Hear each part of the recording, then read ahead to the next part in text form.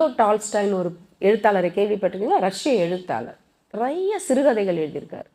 அதில் ஒரு சிறுகதை ரொம்ப அழகாக இருக்கும். என்னன்னா, ஒரு அரசன், அந்த அரசனுக்கு அன்றைக்கி பிறந்த நாள்.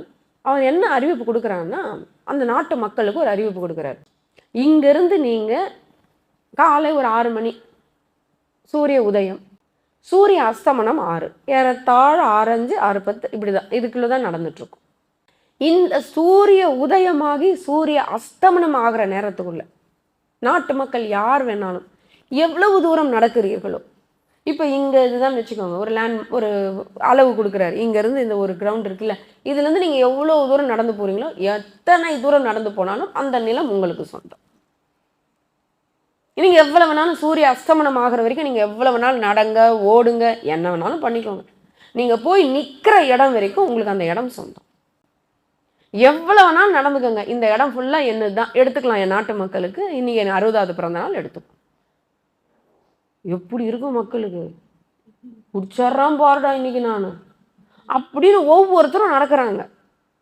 நடக்கும்போது ஒரு சிலருக்கு தண்ணி தாங்க எடுக்குது, குடிச்சிட்டு போகும். இது ஒரு வந்துருச்சு, ஒரு 10 ஏக்கர் எனக்கு வந்துருச்சு.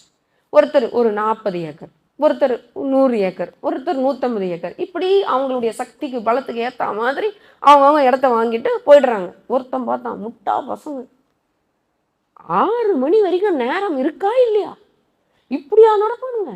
தண்ணி தாங்க எடுத்தா உட்காரலாமா இவனுங்க? பசிச்சா சாப்பிட உட்காரலாமா?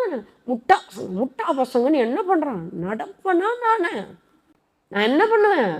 ஓடுவேன். தண்ணி குடிப்பேன்றீங்க, குடிக்க மாட்டேன். சாப்பிடுவேன், நான் சாப்பிட மாட்டேன்னு என்ன பண்ணுறான்? இவர்கள் எல்லாம் முட்டாள்கள் முட்டாள்கள் முட்டாள்கள்னு சொல்லிட்டு ஓடுறான் ஓடுறான் ஓடுறான். தண்ணி குடிக்கல, சாப்பிடல, நிழலுக்கு ஒதுங்கலை. ஓடி ஓடி ஓடி போய் என்ன இருப்பான்னு நினைக்கிறீங்க? மூச்சு இறைச்சி மாரடைப்பு ஏற்பட்டு செத்தான். லியோ டால்ஸ்டாய் எழுதுறார் கதை.